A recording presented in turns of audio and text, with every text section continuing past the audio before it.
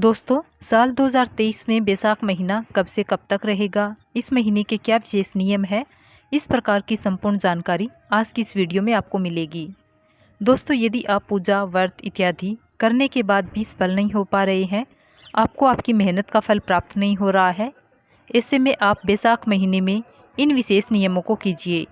इन नियमों का पालन करने मात्र से आप बिना किसी पूजा पाठ के भी जीवन में सदैव प्रगति ही करेंगे। तो आइए जानते हैं कि आपको क्या करना है। इस महीने में आपको स्नान करना है और दान में कुछ विशेष चीज़ों का दान करना है, जिससे आप जीवन में सुख और समृद्धि हासिल कर सकते हैं। शास्त्रों में बैसाख महीने की इतनी महत्वता बताई गई है कि स्कंद पुराण में बैसाख महीने को माधव मास कहा गया है। इस महीने में संयम, अहिंसा, अध्यात्म, स्वाध्याय और जनसेवा करने से कभी भी ना खत्म होने वाले पुण्य की प्राप्ति होती है। साल 2023 में बैसाख माह की शुरुआत 7 अप्रैल को हो गई है। इसका समापन 5 मई को होगा। इसके बाद ज्येष्ठ मास का आरंभ हो जाएगा। बैसाखा नक्षत्र से संबंध होने के कारण इसे बैसाख महीना कहा जाता है। इसमें गंगा स्नान, दान, जप, तप का विशेष महत्व है। बैसाख को ब्रह्मा जी ने सब मासों में उत्तम बताया है। पुराणों के अनुसार बैसाख माता की तरह जीवों की मनचाही इच्छाओं को पूर्ण करने वाला माना जाता है। मान्यता है कि इस महीने में जन कल्याण के खातिर देवी देवता जल में निवास करते हैं। तो सबसे पहले जानते हैं बैसाख महीने में आपको क्या करना चाहिए। बैसाख महीने में जल दान को सबसे महत्वपूर्ण माना जाता है। इस महीने में गर्मी अपने चरम पर होती है। ऐसे में बैसाख के महीने में जल सेवा करना बहुत ही पुण्य का कार्य माना गया है। ऐसे में प्याऊ लगाना, यानी कि जगह जगह पर पीने वाले जल की व्यवस्था करें। नल लगाएं। अगर आपका सामर्थ्य हो तो जगह जगह पर नल लगवाएं। पीने के लिए जल के मटके जगह जगह पर लगवा सकते हैं और आने जाने वाले लोगों को जल की सेवा उपलब्ध कराकर आप अपने पितरों को प्रसन्न कर सकते हैं। इससे आपके पितर तथा समस्त देवी देवताओं का आशीर्वाद आपको प्राप्त होता है। पितर आपसे तृप्त होते हैं और पितरों की कृपा सदैव आप पर बनी रहती है और जीवन में ऐसे व्यक्ति सदैव प्रगति को प्राप्त करते हैं। तो इस बैसाख महीने में आप जितना संभव हो आप जल का दान करें। जगह जगह पर राहगीरों के लिए जल की व्यवस्था करें और कई जगहों पर आपको लगे कि यहाँ पर राहगीरों के लिए जल की व्यवस्था होनी चाहिए, अगर आप सामर्थ्यवान हैं तो आप स्वयं भी वहाँ पर जल की व्यवस्था करवा सकते हैं। इससे आपको अभोग फलों की प्राप्ति होगी। अगर आप सामर्थ्यवान नहीं हैं तो जितना आपसे हो सके आप जल सेवा ज़रूर करें। आपके कोई भी आए उससे जल का अवश्य पूछें, या आप सफ़र कर रहे हों और आपके पास पानी की बोतल है तो कोई अगर आपसे मांग भी ले तो उसे मना ना करें। ऐसा करने से पितरों की कृपा सदैव आप पर बनी रहेगी। बैसाख महीने में वृक्षों को नहीं काटना चाहिए। जो वृक्ष छाया दे रहे हैं ऐसे वृक्षों को नहीं काटना चाहिए।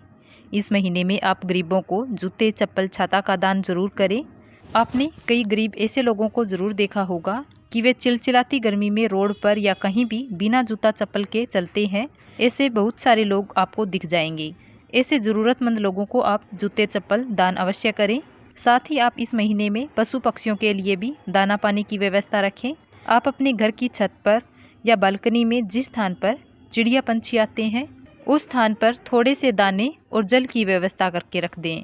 और ध्यान रखें कि आप जहाँ भी पक्षियों के लिए दाना पानी की व्यवस्था कर रहे हैं उसे समय समय पर साफ करते रहें। गंदा पानी ना होने दें। तो जीव जंतु और पशु पक्षियों के लिए इस महीने दाना पानी की व्यवस्था अवश्य करें। शास्त्रों में कहा गया है कि बैसाख महीने में इन सब कार्यों को करने वाले व्यक्ति को 10,000 राजस्वी यज्ञ के समान फल की प्राप्ति होती है। बैसाख महीने में भगवान श्री हरि विष्णु की पूजा आराधना करें। इस पूरे महीने में प्रातःकाल सूर्य उदय होने से पहले उठ जाएं और जो भी आपके नित्य कार्य हैं उनसे निवृत्त होकर आप अपने घर में जितने भी फूल पौधे लगा रखे हैं उन सभी पौधों को जल दें। साथ ही आप अपने घर के आंगन में जल का छिड़काव करें। इसके बाद आप स्वयं ठंडे जल से स्नान करें।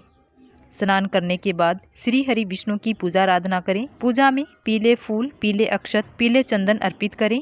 भगवान विष्णु के विष्णु सहस्त्र नाम का पाठ करें। जितना हो सके ओम नमो भगवते वासुदेवाय नमः मंत्र का जाप करें। और कार्तिक महीने के समान ही प्रतिदिन आपको शाम के वक्त एक दीपक तुलसी जी के समक्ष रखना है, रविवार को छोड़कर। इसके अलावा अगर आपके आसपास आंवले का वृक्ष है तो पूरे बैसाख महीने एक दीपक आंवले के वृक्ष के नीचे लगाना है। जन्म जन्मांतर की गरीबी इससे समाप्त हो जाती है। तो ये कार्य कर लीजिएगा। पूरे बैसाख महीने जितना ज़्यादा से ज़्यादा हो सके भगवान विष्णु की आराधना करें। और बात करें शयन की, तो जिस प्रकार से कार्तिक मास में भूमि शयन के बारे में बताया जाता है, वैसे ही बैसाख महीने में भी भूमि शयन किया जाता है। लेकिन अगर आप किसी वजह से भूमि शयन नहीं कर सकते हैं तो आप प्रतिदिन जिस गद्दे पर सोते हैं उस पर से गद्दा हटाकर चादर बिछाकर सो सकते हैं। चाहे आप बैसाख स्नान कर रहे हैं या नहीं कर रहे हो, लेकिन आप इस महीने में गाजर, मूली, मसूर दाल का प्रयोग ना करें। और जो बैसाख स्नान करते हैं वे भी इन चीज़ों का प्रयोग ना करें। साथ ही लहसुन, प्याज आदि का भी त्याग करें।